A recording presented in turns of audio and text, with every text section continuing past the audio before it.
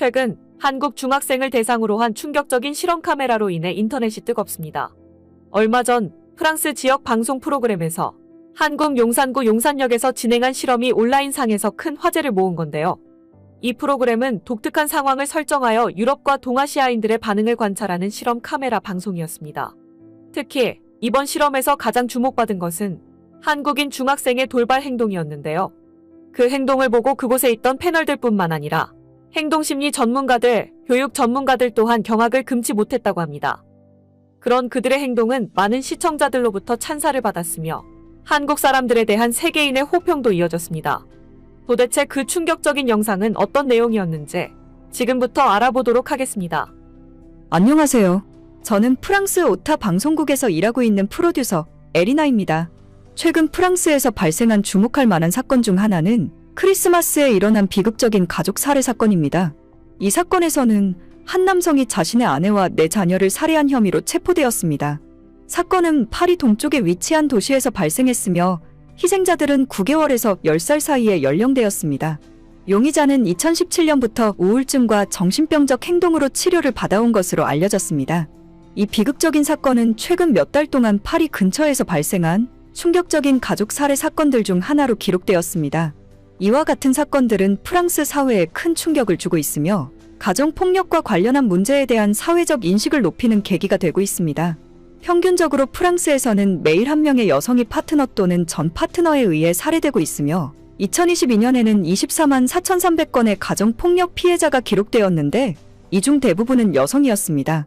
저는 이러한 사건 사고를 다루고 편집하는 전문 프로듀서로서 다양한 작품에서 꽤나 큰 성과를 거두기도 했습니다. 허나 요즘에는 기업들이 유튜브나 넷플릭스로의 투자만 늘릴 뿐 저희 같은 영세 방송국으로의 투자를 축소하는 추세다 보니 대규모 작품을 만드는 것에 어려움을 겪고 있습니다. 그래서 유튜브로 관심을 돌리는 프로듀서도 많습니다. 저 역시 프로듀서로서 제작진을 꾸려서 유튜브 시사 프로그램에 도전할 계획을 하고 있었어요. 팀과 자주 회의하며 프로그램 방향에 대해 항상 고민했죠. 그리고 그 방향을 프랑스의 치안 수준 고발로 설정했습니다. 처음부터 프로그램 방향이 이랬던 것은 아니었습니다. 한날은 제가 오랜만에 마트에서 장을 본 날이었습니다. 집에 가는 길에 택배를 찾는다고 장바구니를 놓고서 잠깐 시선을 돌렸거든요. 그런데 1분 만에 장을 봤던 물건들을 전부 도둑 맞은 겁니다.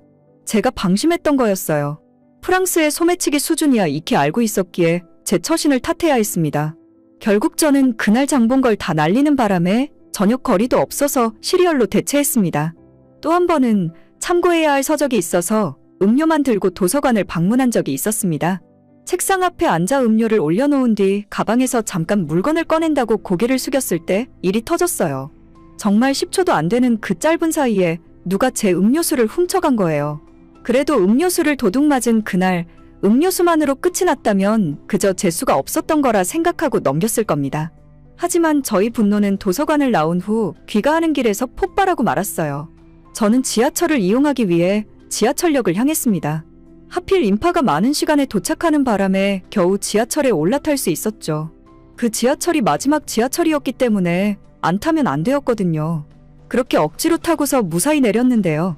집에 도착하고 가방을 풀자마자 저는 자리에 주저앉을 수밖에 없었습니다. 가방에 넣어둔 카메라가 사라지고 없더라고요. 더 생각할 것도 없이 지하철에서 도난당한 거라고 확신할 수 있었어요. 결국 일주일간 지역 관광지를 돌며 찍었던 귀한 영상을 제 실수로 인해 다 날려버리게 되었습니다. 하루에 2번씩이나 그것도 가장 중요한 카메라까지 도둑 맞고 나니 프랑스 치안에 대한 제 인내가 그만 바닥을 보이고 말았어요. 이런 저희 분노는 프로그램 방향까지 바꿔놓아 버렸습니다. 프랑스의 치안 수준을 동네방네 고발할 생각이었어요. 제가 프랑스인인 건 지금부터 상관없는 조건이라 여겼습니다. 저는 그저 프랑스인들이 제발 저희 영상을 보고서 프랑스의 치안을 수치로 느끼길 바랄 뿐이었어요. 저는 팀원들에게 적극적으로 국가들의 치안 수준을 고발하고 실험하는 프로그램을 진행하자고 주장했습니다. 다행히도 팀원들은 제 제안을 흔쾌히 받아들여 주었어요. 저는 팀원들에게 미안해서라도 이 주제를 꼭 성공시켜야겠다고 다짐했습니다. 당연히 프랑스의 치안과 프랑스인들의 도덕성 실험 카메라로 저희 프로그램 촬영은 첫 출발하였습니다. 가장 유혹이 강할 수밖에 없는 지갑을 일부러 떨어뜨리면서 실험을 시작했는데요. 지갑 속에는 연락처와 현금도 넣었습니다. 과연 지갑 안에 있는 물건을 손대지 않고 주인에게 그대로 돌려주는 사람은 프랑스인들 중에서 몇 명이나 될지 정말 궁금하더군요. 우리 제작진들끼리 내기도 했습니다. 저는 당연히 아무도 없다에 걸었죠. 촬영이 시작되었습니다. 우습게도 지갑이 눈에 들어오자마자 가져가 버리더라고요. 마치 원래 자신의 물건이었던 것처럼 말이죠. 장소를 옮겨서 똑같은 실험을 했는데도 지갑을 발견한 프랑스인들의 태도는 한결같이 최악이었습니다. 같은 프랑스인이라 말하고 다니기 부끄럽더군요. 관광객들의 성지인 에펠탑 인근에서도 한번 실험을 해봤어요. 그때 프랑스인이 아닌 관광객이 지갑을 주워갔습니다. 생김새를 보아하니 동아시아인 같았어요. 동아시아인들도 별 수 없구나 싶었습니다.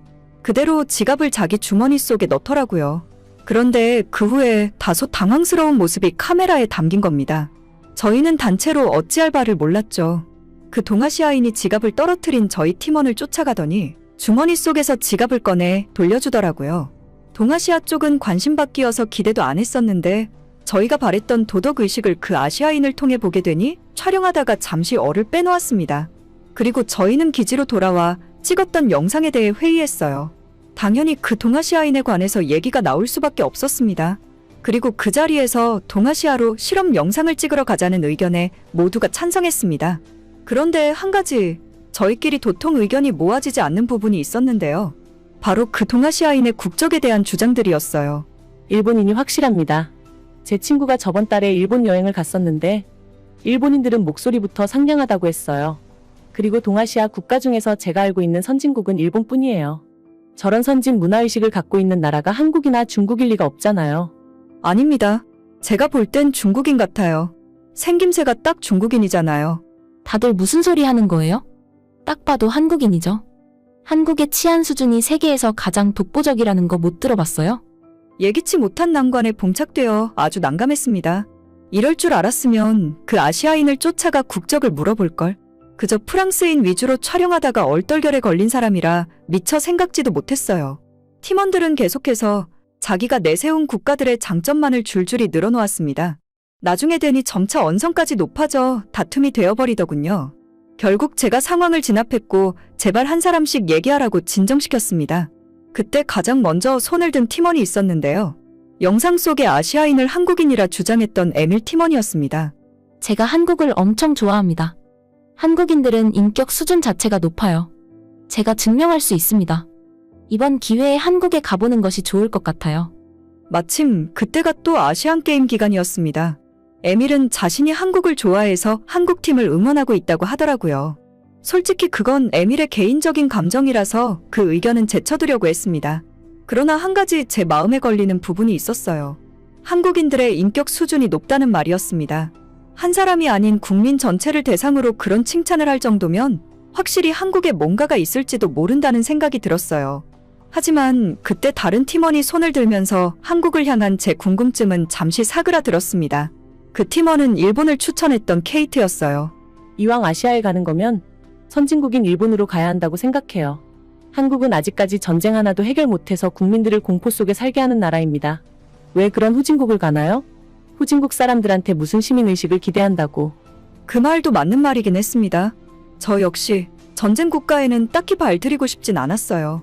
결국 이 말에 에밀이 반박하면서 또 다시 다툼으로 번지자 저는 끝끝내 결정을 내렸습니다.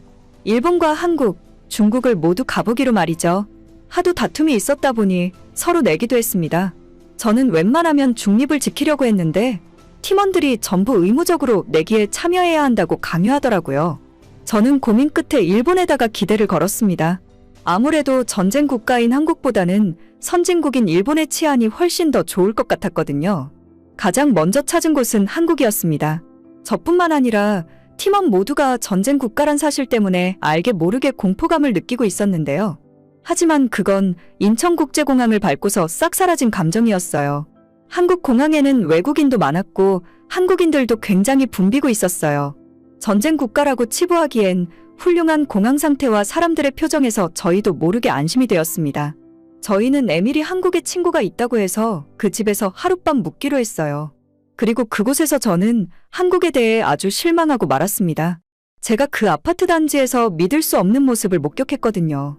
팀원들은 짐을 풀면서 한국인 친구라는 지원에게 인사를 하고 있을 때였습니다. 저는 급한 전화 때문에 잠시 베란다 밖으로 나와 있었어요. 캄캄한 밤이었습니다. 그때 갑자기 아파트 전체가 울릴 정도로 큰 비명 소리가 들리는 겁니다. 놀라서 주위를 둘러봤다가 맞은편을 보고서 그만 들고 있던 휴대폰을 떨어뜨릴 뻔했어요. 웬 소극바람에 아저씨가 갑자기 베란다로 튀어나오더니 팔을 번쩍 들고서 무어라 고함을 치더라고요. 대체 저게 뭔가 싶어서 경악하고 있었는데 가만 보니까 한두 사람이 아니었어요. 팬티바람에 남성들이 베란다 밖으로 나와 펄쩍 뛰면서 계속 소리를 지르더라고요. 처음 보는 기괴한 광경에 너무 놀란 저는 무서워서 집 안으로 뛰어들어갔습니다. 벌벌 떨면서 팀원들 중 아무나를 붙잡고 말했어요. 저기 밖에 좀 봐봐. 한국인들이 미친 짓을 하고 있어. 안보 문제가 아닌 변태 때문에 한국에 대해 공포를 느낄 줄은 몰랐습니다. 마음 같아선 이 아파트를 떠나 보안이 강한 호텔로 옮기고 싶었어요. 그러자 그때 프랑스어를 꽤 잘하던 지원이 박장대소를 하며 말하더군요. 우리 한국이 골을 넣어서 그래요.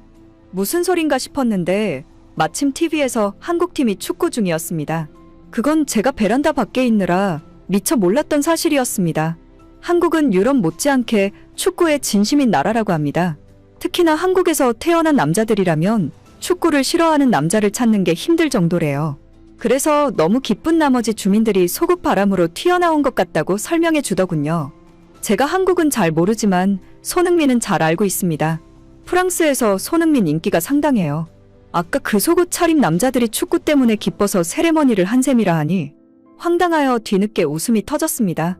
편안한 밤을 보내고 다음 날 지원의 추천으로 한국인들이 가득한 거리 용산역으로 갔습니다.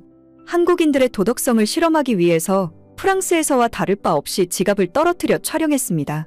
그리고 저희는 카메라를 켠 지 5분도 안 되어서 촬영을 종료하고 주저앉아 버렸어요.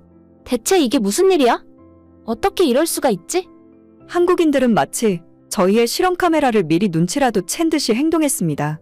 떨어진 지갑을 보자마자 눈에 레이더를 장착하고 시선을 정확히 주인에게 돌리더라고요. 그리곤 주인을 쫓아가는 개처럼 그 뒤를 따라가 주인의 손에 지갑을 쥐어주는 겁니다. 돈이 들어있는 지갑이었는데도 그조차 확인하지 않고 바로 주인을 쫓아가는 행동은 프랑스, 영국, 이탈리아 등 그 어디에서도 본 적이 없습니다. 이 놀라운 도덕 개념을 보인 한국인이 심지어 한 명이 아니었어요. 실험에 참여한 모든 이가 그러했다는 거예요. 정말 조작 같은 사실이었어요. 이 사실은 우리 팀에게 굉장한 충격을 안겨주었습니다. 프랑스에서처럼 한 10차례 더 촬영해봤는데 마찬가지로 모두 도덕적인 반응이라 너무 싱겁기까지 하더군요. 그러자 그때 일본을 추앙했던 케이트가 실험 방법을 바꿔볼 것을 피력했는데요. 한국인들은 남의 시선을 많이 신경 쓰는 나라예요. 보는 눈이 있어서 어쩔 수 없이 돌려준 거라고요. 그 말도 일리가 있다고 생각했습니다. 그래서 이번엔 인적이 없는 골목길 벤치에 고급 노트북을 올려두기로 했습니다. 그때 케이트가 손수 자신의 아이폰까지 헌납하더라고요. 케이트는 어떻게 해서든 한국인의 추악한 실체를 보여주고 싶어 안달난 얼굴을 하고 있었습니다. 거절할 이유가 없어서 결국 그 아이폰까지 받아들였어요. 소지품만 두고서 저희는 모두 근처에 숨었습니다. 그렇게 5분 10분의 시간이 흘렀어요. 그런데 수많은 한국인들은 그 값비싼 물건 곁을 지나가면서도 주인 없는 물건을 쳐다보기만 할 뿐 관심을 안 가지는 겁니다. 무려 30분 동안이나 말이죠. 1시간, 2시간, 시간만 보내다가 지쳐서 그만 촬영을 종료하기로 했습니다. 참 생각할수록 기가 막히더라고요. 한국에 대한 이런 실험은 더 할 필요가 없을 것 같았습니다. 차라리 한국인을 상대로 인터뷰를 하고 싶은 생각이 들더라고요.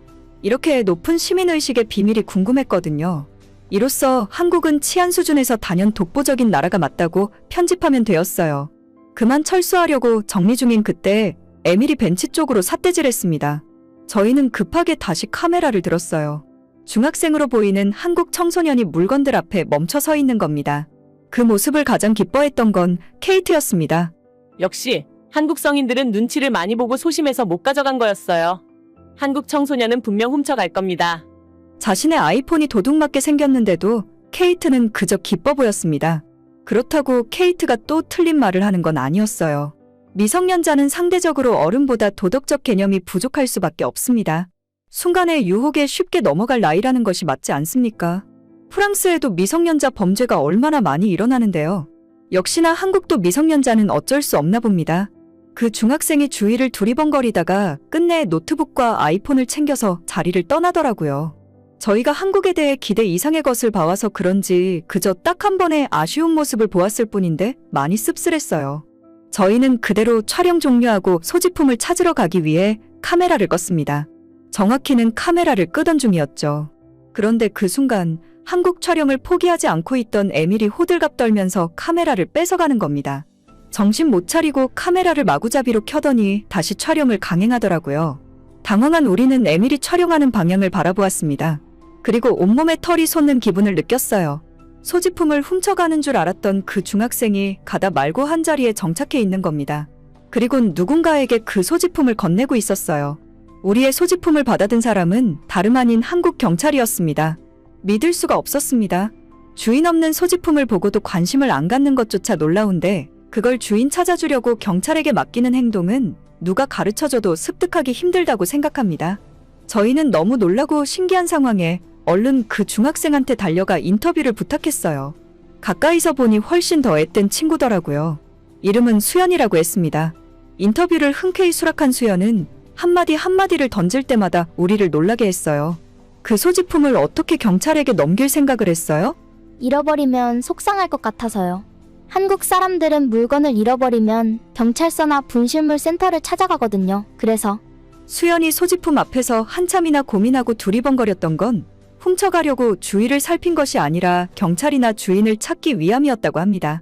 저희 팀원들은 기특한 한국 학생의 답변 때문에 시원하게 웃음을 터뜨렸습니다. 그리고 이 점은 좀 다른 의미에서 놀랐던 부분인데요. 저희가 영어로 묻는 말에 수연도 역시 영어로 답하더라고요. 어떻게 그리 영어를 잘하냐고 물어보니까 초등학교 때부터 학교에서 영어를 배웠다고 합니다. 이후에 한국에 사는 외국인들을 만나 덤으로 인터뷰를 진행해 보았습니다. 각국의 증언들이 보태어지니 한국의 높은 치안을 더욱 실감할 수 있었어요. 한국 외에도 저희는 약속했던 일본과 중국을 찾았습니다. 그리고 저는 한국을 첫 실험 장소로 선택한 것을 잘했다고 생각했어요. 중국에선 젊은 청년들의 경우 20%의 확률로 소지품을 돌려주었는데요. 문제는 중장년층이더라고요. 사람이 많이 지나다니는 중푸백화점 앞에서 실험했는데 백중백발로 모두 그냥 가져가는 겁니다. 보는 눈이 그렇게 많은데도 신경조차 쓰지 않더라고요. 더 볼 것이 없었습니다. 저희는 하룻밤 묵지도 않고 중국을 떠났어요. 일본으로 가는 내내 케이트의 일본 찬양을 반복해서 들으며 일본 공항에 도착했습니다. 사실 팀원들과의 내기에서 저도 일본에 기대를 걸었기 때문에 가장 궁금했던 나라는 일본입니다. 그런데 저희 팀은 일본에서 예기치 못한 위기에 처하고 말았어요. 다들 중국에서 일본으로 바로 넘어와서 피곤한지 좀 쉬어가고 싶다고 하더라고요. 그래서 근처 카페를 찾아 들어갔는데요. 그곳에서 휴대폰을 도난당한 겁니다. 한 명의 것도 아닌 무려 3명의 휴대폰을 말이죠. 범인은 고등학생으로 보이는 일본 미성년자들이었어요. 일본에선 실험조차 시작하지 않았는데 도둑을 맞게 된 셈이었습니다. 기분이 상당히 나빴습니다. 낯선 타국이기에 절도범을 찾는 것도 쉽지가 않았습니다. 결국 저희는 일본에서 실험 시작도 못 해보고 일본 경찰들과 씨름만 하며 기운을 다 뺐습니다. 그렇게 했음에도 끝내 휴대폰은 찾지 못했어요. 요즘 같은 세상에 휴대폰 하나 없으면 정말 타격이 크다는 거 아실 겁니다. 게다가 남의 나라에서는 더더욱 막막한 일이었죠. 이 같은 재앙 때문에 일본을 추앙하던 케이트는 한마디도 못하고서 기죽어 있었습니다. 프랑스로 돌아갈 때까지도 케이트는 말이 없었어요. 그러다 저희는 문득 한 가지 사실을 깨달았습니다. 프랑스에서 촬영하다 얼떨결에 얻어걸린 그 아시아인 영상 말이에요. 중국과 일본까지 보고 나니 그때 그 아시아인이 한국인이란 확신이 들더라고요. 그 아시아인을 한국인 영상으로 편집해 내보내자고 할 때도 케이트는 더 이상 반박하지 못했습니다. 그리고 한국을 추천했던 에밀에게는 내기에서 진 팀원들이 돈을 지불했죠. 케이트 역시 에밀의 주장을 오해하고 거칠게 반대했던 사실을 사과했습니다. 저희는 편집하면서 다시 본 한국의 치안 수준에 또 한 번 박수를 쳤습니다. 도대체 국가에서 국민들을 어떻게 지도하고 있는 건지 궁금할 지경이었어요. 그래서 나온 의견 중 하나가 다음에는 한국의 교육 부분과 관련된 프로그램을 기획하자는 것이었습니다. 저희는 비록 한국에서 짧은 하루를 보냈었지만 프랑스에서 살아온 수날의 시간보다 값진 걸 보고 배웠습니다. 우리가 느낀 이 벅찬 감격을 많은 외국인들과 프랑스인들이 느끼길 바랍니다. 그리고 한국의 시민의식 수준을 우리가 닮아가길 염원하는 마음으로 프로그램을 만들 것입니다. 지난 11일 서울특별시 송파구 중대로 송파경찰서. 노출이 심한 외국인 여성이 당차게 경찰서 문을 열고 입장합니다. 턱을 치켜들며 거만하게 한국 경찰을 훑어보던 그녀는 커다란 가슴 사이에서 무언가를 꺼내더니 경찰들 앞으로 자신있게 내어놓습니다. 당황한 한국 경찰들이 경직되자 그녀는 이제 옷까지 내리기 시작합니다. 아무도 그녀의 돌발 행동을 말리지 못하고 있는데요. 그 순간 나이든 한국 경찰이 등장해 귓속말로 그녀에게 무언가를 전하자마자 그 외국인 여성은 기겁하며 오줌까지 지리는데요. 도대체 송파경찰서에서 그 외국인 여성에게 무슨 일이 있었던 걸까요? 안녕하세요. 저는 남아메리카 산티아고에 살고 있는 에로배우 아만다입니다. 26살의 나이로 디스크란 사이트에서 성인물 영화를 찍고 있어요. 대형 플랫폼이 아니라서 떼돈을 벌고 있진 않습니다. 에로시장이라 함은 대부분 돈 때문에 어쩔 수 없이 들어서는 분들도 있겠으나 보통은 스스로 에로물을 원해서 시작하는 경우가 많습니다. 저 또한 그런 경우이기에 저는 제 직업이 만족스럽습니다. 하지만 제 꿈이고 스스로 자랑스럽다고 생각하더라도 당연히 저의 열의가 세계 모든 이의 시선까진 압도하지 못합니다. 직업을 밝히기도 떳떳하지 않을 때가 분명 있어요. 그 고충을 알고 시작한 길이니까 사람들의 고운 시선과 명성까진 욕심내지 않습니다. 그런 자신감 넘치는 마인드에도 불구하고 에로배우의 꿈을 이룬 저희들에겐 이겨내기 힘든 상처가 하나씩 다 있는데요. 그건 바로 진정성 있는 사람을 만나기가 하늘의 별 따기란 겁니다. 보통 저희들의 직업을 밝히기만 하면 다들 저희를 씹다 버린 껌 취급을 합니다. 남자들의 경우 에로배우는 누구나 쉽게 대해도 괜찮은 여자, 가볍게 만나도 되는 여자, 폭력 좀 행사해도 불리한 위치일 여자라고 생각해요. 이처럼 저희의 직업은 남자들에게 상대적으로 약점이 되어버린다는 겁니다. 저 역시 일을 하면서 사랑하는 사람을 만났었습니다. 손찌검을 당했었어요. 전 남자친구인 잭스는 저를 그렇게 대하면서도 아무런 죄책감을 가지지 않았습니다. 잭스가 제게 했던 말들은 에로배우의 길을 시작한 당시 제게 무척이나 충격이었는데요. 창피하게 너 같은 여자랑 어떻게 결혼해? 가서 내가 한 짓들을 얘기해봐. 남자친구가 있는데 에로배우라고 하면 맞을 짓 했다고 하지 않겠어? 제가 결혼 이야기를 꺼냈을 때부터 잭스는 돌변했습니다. 잭스는 저를 함부로 대하는 것에 합당한 이유를 붙이곤 했어요. 그건 전부 저의 직업을 하찮게 여기는 발언들이었죠. 크게 상처받고서도 저는 또 사람으로 마음을 치유하고자 연애를 쉬지 않았습니다. 그러나 만나는 남자친구들 족족 시간이 지나면 저를 그저 노리개 정도로만 보았어요.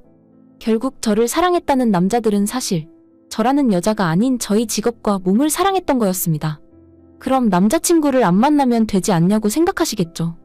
남자친구들에게만 그렇게 당했을까요? 저는 분명 좋은 남자가 아니라 진정성 있는 사람을 찾고 싶다고 했습니다.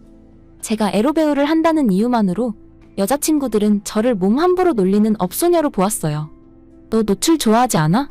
남자들이 쳐다봐주는 거 즐기지? 저는 단지 마음을 공유할 수 있는 평범한 사람들이 필요했을 뿐입니다. 그러나 사람의 인식이란 것이 제 진심과는 상관없이 돌아오는 거더라고요. 인생이란 게 좋아하는 것을 얻었으면 당연히 잃는 것도 있어야 하는가 봅니다. 저에겐 잃어야 하는 것이 사람들의 따뜻한 시선이었네요. 하긴 가족들까지 저를 냉철하게 돌아섰는데 제가 누구의 마음을 바라겠습니까? 제가 기댈 곳은 저희 꿈밖에 없었어요.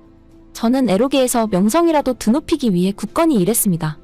돈이라도 잘 벌면 가족들이 인정해주지 않을까 싶어서였죠. 그렇게 한참 제 처지를 괜찮다고 스스로 속이던 시기였습니다. 속옷 가게를 들렀던 어느 한 날 그곳에서 한 아시아인 남자를 보았어요. 그는 속옷 쇼핑을 하던 저를 자꾸 힐끔거리더라고요.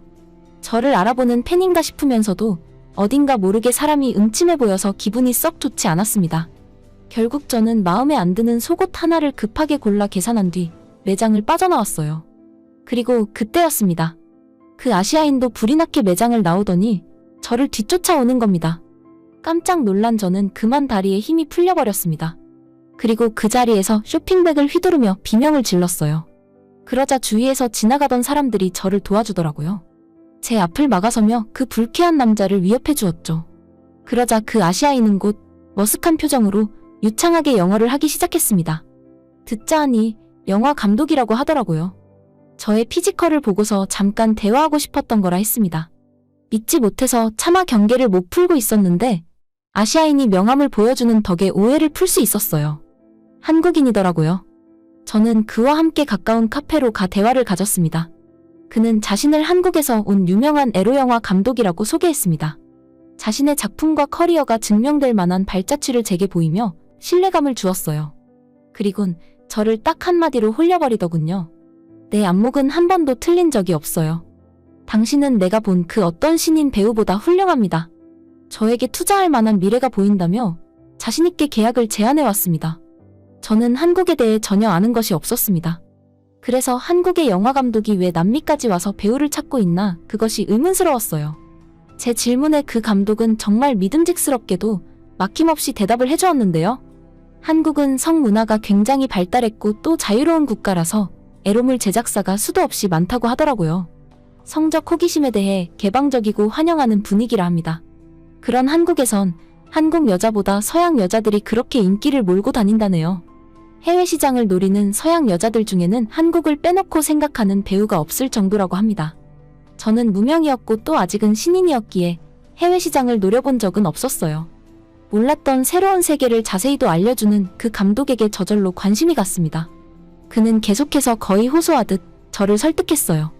한국에서 애로 찍고 떼돈 번 서양 여자들 너무 많아요. 당신의 재능을 썩히지 말아요. 저를 굉장히 아쉬워하는 자세였습니다. 한순간에 슈퍼스타로 만들어주겠다는 그 감독의 자신감은 제가 잠시 잃었던 초심을 되찾도록 해주었어요.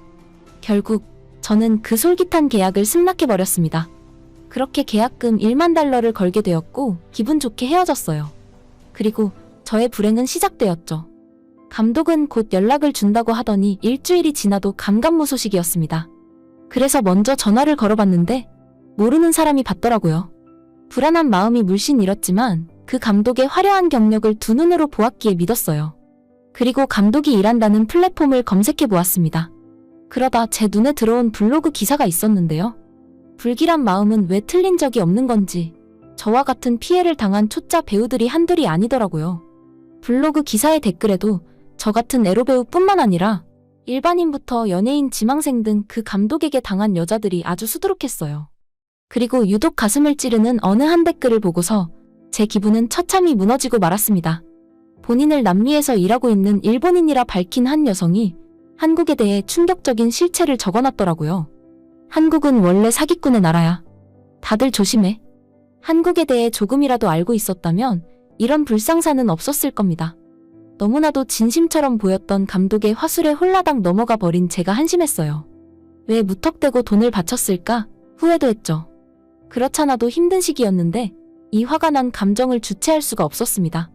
결국 저는 한국을 저희 화풀이 대상으로 지정하고 그 사기꾼을 잡기 위해 한국행을 결정하게 되었죠. 혹시 몰라서 함께 찍은 사기꾼의 사진과 명함을 들고서 무작정 한국으로 갔습니다. 제가 팬이 많진 않지만 그래도 개인 방송하면 제 얼굴을 알아보는 사람이 좀 됩니다. 저는 한국의 쓰레기 같은 실체를 낱낱이 밝히고 한국인들의 변태적인 성향을 고발하기 위해서 오랜만에 방송을 시작했어요. 한국이 안전하다는 소리는 한국에 오기 직전 조사를 해봐서 압니다. 그것도 당연히 커뮤니티의 조작일 겁니다. 안전은 개뿔려. 한국이 그렇게 안전한 나라면 굳이 남의 나라까지 날아와서 사기치는 한국인은 뭡니까? 일단 날이 저물어 가기에 얼른 숙소를 찾아 들어갔습니다. 내일부터 본격적으로 경찰서도 가고 한국의 민낯을 영상에 담을 예정이었어요. 여건이 있더라도 해외는 처음이었는데 저의 첫 해외 여행지가 한국이란 것도 분했습니다. 새벽까지 잠을 청하지 못해서 바깥 야경이나 구경했어요. 생각보다 도시 배경이 너무 예쁘더라고요. 물론 이것도 그 안에 내막을 들여다보면 와장창 깨겠죠. 마치 진정성으로 포장된 그 감독이 사실은 사기꾼이었다는 맥락과 같을 거라고 봅니다. 그렇게 창밖을 보며 생각에 잠겨있던 저는 어느 한 곳으로 시선이 갔습니다. 그곳을 보고선 바로 입을 틀어막았어요. 잘못 본 게 아닌가 싶어서 창문에 얼굴을 붙이고 확인했습니다. 잘못 본 게 아니란 사실을 알자마자 저는 뛰어가 카메라를 챙겼고 바깥에 횡단보도 쪽을 곧장 촬영했어요. 어떤 여자가 겁도 없이 혼자서 횡단보도를 걷고 있었거든요. 그 시각은 굉장히 늦은 새벽이었습니다. 의외의 찬스라고 생각했어요. 자기 전에 한 건 잡고 푹 잘 수 있겠다고 생각했죠. 남미에선 그렇게 늦은 시각 거리를 돌아다니면 무조건 범죄의 표적이 됩니다. 죽고 싶어 환장한 사람이 아니라면 여자는 물론이거니와 남자라 해도 밤거리는 조심하고 다녀요. 범죄 사실만 생각한다면 그 한국 여자가 좀 걱정되긴 했지만 그래도 저는 한국에게 뒤통수 맞은 피해자이지 않습니까? 사적인 감정을 억제하고 단지 한국의 실체만을 영상에 담기 위해 촬영했어요. 그러나 여자가 그 긴 횡단보도를 천천히 다 걸어갈 때까지도 제가 기대했던 현상은 일어나지 않았습니다. 좀 당황스러웠어요. 그래도 우연일 수 있으니 기다려보았습니다. 중간중간 여자 남자 할 것 없이 한두 사람씩 지나다니더라고요. 근데 황당하게도 그게 다였어요. 그냥 멀쩡하게 길 건너는 것이 끝이었다고요. 제가 타이밍을 잘못 잡았나 생각하기도 했습니다. 그래서 거의 밤새다시피 하여 새벽 4시까지 지켜보았어요. 그 시각에도 돌아다니는 여자들이 꽤 있더라고요. 심지어 그녀들 모두 혼자였습니다. 그런데도 불구하고 카메라 들고 있는 제 팔만 아플 뿐 저들은 모두 안전했어요. 순간 한국이 안전하다고 보도된 사실들이 정말 다 진짜인가 생각했습니다. 한국은 제 모국이 아니라서 어떻게 돌아가는지 잘 모릅니다. 그렇기 때문에 단지 오늘만 그렇게 안전했던 거라고 믿고 싶었어요. 찬스는 무슨, 그날 촬영은 꽝이라 생각하며 커튼을 쳐버렸습니다. 시작부터 영상 촬영이 엉망이 된 것 같아서 잠도 잘 안 왔습니다. 결국 저는 이른 새벽에 일어나서 숙소를 나왔어요. 한국의 경찰서를 찾아가기 위함이었죠. 버스 정류장으로 향했습니다. 그런데 가는 길에 어제만큼이나 당황스러운 것들을 목격했는데요. 분명 지도를 보고 버스 정류장을 찾아온 것인데 웬 미니 공항이 저를 기다리고 있더라고요. 단순히 정류장이라고 믿기에는 충격적일 정도로 퀄리티가 훌륭했습니다. 그 내부에는 휴대폰을 충전하는 곳도 마련되어 있었고 예쁜 인테리어가 되어 있는 벽면에 의자마저도 그 디자인이 근사했습니다. 심지어 그 의자는 추운 겨울 따뜻하게 이용할 수 있도록 발열 기능도 있더라고요. 믿을 수가 없었습니다. 육성으로 오마이갓을 얼마나 외쳤는지 모릅니다. 어떻게 이런 정류장이 건사할 수 있는 걸까요? 한국에는 노숙자가 없나요? 남미에 이렇게 좋은 정류장이 있었다면 벌써 노숙자들이 판을 쳤을 겁니다. 유리가 긁혀 있거나 이미 박살나버려 정부에서 관리 비용을 엄청 들였을 거예요. 저희 나라에선 감시 카메라 따위가 있다고 범죄가 예방되지 않습니다. 그 CCTV 벌써 고장 내고서 갱단들이 흡연 구역이나 아지트로 사용했을 수도 있겠죠. 그런데 한국 정류장은 사용하는 이들이 있나 싶을 정도로 깔끔했습니다. 무슨 이런 아늑한 정류장이 있는 건지 제가 묵었던 숙소만큼이나 안락하고 따뜻해서 촬영을 안 할 수가 없었어요. 그렇게 한 차례 마음을 겨우 잡고 버스를 타고서 목적지로 가는 정거장에 내렸습니다. 목이 타서 뭐라도 마시려고 보이는 매장으로 들어갔어요. 그런데 직원이 없는 겁니다. 아직 이른 새벽이라서 출근을 안 한 건가? 라고 하기엔 매장 문이 열려있는 게 이상했습니다. 이 의문은 다음 손님이 입장하고 나서야 풀릴 수 있었는데요. 알고 보니 무인 가게였더라고요. 아까 그 정류장처럼 또 CCTV 하나에 의지해 관리 중인 시설이랍니다. 무인 가게 한 군데 정도는 1000번 이해해서 그럴 수 있다고 칠게요. 근데 그게 아니니까 제가 계속 턱 빠지게 입을 벌릴 수밖에 없었다는 겁니다. 식당이며 카페며 주유소에 택배함까지 아주 줄줄이 무인이 판을 치더군요. 거기들도 하나같이 다 CCTV에만 의존한 채 관리되고 있었습니다. 한국인들은 혹시 놀고 먹기만 하나요? 심지어 무인 택배함이 없는 곳에는 그냥 건물이나 문 앞에다 택배를 떨구어 놨더라고요. 새벽이라 아직 오픈하지 않은 가게들이 많았는데 가게마다 택배 상자가 무방비하게 놓여 있어서 깜짝 놀랐습니다. 가게 주인이 한참 나타나지 않는 것 보니까 당장 찾아갈 생각 없는 것 같았고 지나다니는 사람들도 줄기차게 놓여있는 택배들에 전혀 관심이 없었어요.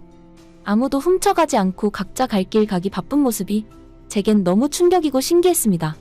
이쯤 되니 한국의 안전이 무서울 정도로 대단하다는 생각이 들었어요. 저도 모르게 생각 없이 감탄만 하다가 정신을 바짝 차렸습니다. 결국 그날도 제가 영상에 담은 건 한국의 치안 수준이 높다는 증거밖에 없었어요. 저는 지난 새벽에서처럼 또다시 한국의 약점을 촬영하지 못했습니다. 이젠 어이없고 짜증이 나더라고요. 한국 치안이 이렇게나 좋으면서 대체 왜 저만 운 나쁘게 사기꾼에게 당했던 걸까요? 그때부터 저는 한국을 칭찬하고 싶은 마음과 분노의 감정이 크게 상충하여 혼란스러웠습니다. 줄곧 감탄만 하다가 한국 경찰서에 도착했어요. 저는 경찰들 몰래 방송을 켜놓고 경찰에게 사진을 보여주며 한국인을 신고했습니다. 한국 경찰은 제가 보여준 사진만으론 사람을 찾기가 어렵다면서 다른 아는 정보가 있으면 알려달라고 하더라고요. 유명한 에로 영화 감독이라고 했어요. 저는 자신 있게 소리쳤습니다. 에로라는 단어 때문인지 한국 경찰들이 전부 저를 쳐다보더라고요. 거기다 저는 제가 받았던 명함을 주며 그의 이름을 알려주었고 한국 감독에게 사기당했던 이야기를 들려주었습니다. 그러자 한국 경찰들이 단체로 굉장히 당황하는 겁니다. 처음엔 그들의 반응이 이해되지 않았는데 가만 생각해보니 그 감독이 했던 말이 떠오르더라고요. 한국 남자들이 서양 여자의 성인물을 엄청 환영한다는 사실 말입니다. 순간 어깨가 올라갔어요. 저는 그들이 제 상황에 전적으로 집중해줬으면 해서 은근히 노출을 감행했습니다. 그러자 어디서 영어를 능숙하게 하는 한국 경찰이 다가오더니 제게 상황을 설명해주기 시작했어요. 그리고 저는 옷을 추스를 수밖에 없었습니다. 너무 충격적인 사실을 들어 몇 번이고 그 경찰에게 같은 질문을 했어요. 뭐라고 하셨어요? 중국이라고요? 네. 그 에로 감독이란 사람, 한국인이 아니라 중국인이에요. 충격에 휩싸인 저는 뇌가 고장난 것 같았어요. 그러자 한 한국 경찰이 그 감독에 대해 아주 잘 아는 것처럼 자세히 얘기해주기 시작했는데요. 알고 보니 그 사기꾼이 한국에서 아주 대단했더라고요. 그는 관광비자를 받고 한국에 와서는 위조 신분증을 만든 후 한국인 행세를 하고 다녔던 위법자였습니다. 한국어랑 영어에 엄청 능숙한 중국인이라 하더군요. 한국에서 사기치다가 성범죄까지 저질러서 신상 공개까지 됐던 놈이라고 합니다. 집행 끝난 후엔 중국으로 영구 추방되었다고 하네요. 좀 지난 일이라고 해서 더 놀랐어요. 그러니까 그 사기꾼 놈은 현재 중국에 있을 가능성이 크다는 거죠. 정말 절망스러웠습니다. 반드시 한국을 조져버리겠다는 마음으로 당차게 왔는데 중국의 짓이었다니요. 심지어 한국은 그 중국인 사기꾼의 말과 다르게 성인물을 철저하게 관리 중이었어요. 한국 경찰들은 제가 에로 배우라서 에로 시장에 대해 조심스레 말하고 있었지만 사실은 꺼려하는 것이 다 느껴졌습니다. 그럼에도 대놓고 에로 배우를 성희롱하는 남미 경찰들과 달리 한국 경찰들은 제가 외국인임에도 친절히 대우해 주더라고요. 저의 직업으로 저를 판단하지 않는 사람은 처음 보았습니다. 제가 갈피를 잃어 주저앉아 우니까 한국 경찰들은 저를 위로하면서 담요까지 챙겨주더군요. 남미에선 어떻게 해서든 저를 벗기려고 꾀를 썼는데 한국에선 제 몸이 소중하다는 듯 최대한 가려주려고 하니 기야말 노릇이었습니다. 게다가 밥까지 챙겨주는 친절은 무엇이란 말입니까? 저는 가족에게서도 잊은 지 오래인 따뜻한 마음을 거기서 느꼈습니다. 한국인들의 진심으로 인해서 제가 소중한 사람이란 것도 깨달았을 정도였어요. 세상에 도라이가 없는 곳 있겠냐마는 이젠 알 것 같습니다. 남미에 비하면 이런 한국에서 사기꾼을 만날 확률은 거의 제로에 가까울 듯합니다. 저는 중국인 때문에 큰돈을 날리고 상처를 받았지만 한국이란 국가가 주는 안정과 한국인이 주는 사랑에 감동받아서 솔직히 다 치유가 되었습니다. 잃어버린 거액의 돈으로 저의 가치와 미래를 찾은 것이라 생각하니 전혀 아깝지 않았어요. 문득 해보고 싶은 게 생겼거든요. 에로 배우의 길을 잠시 쉬고 한국 여행을 다니며 여행 방송을 해볼까 합니다. 제 첫 영상은 바로 자랑거리가 가득했던 한국의 모습으로 시작이 될 겁니다.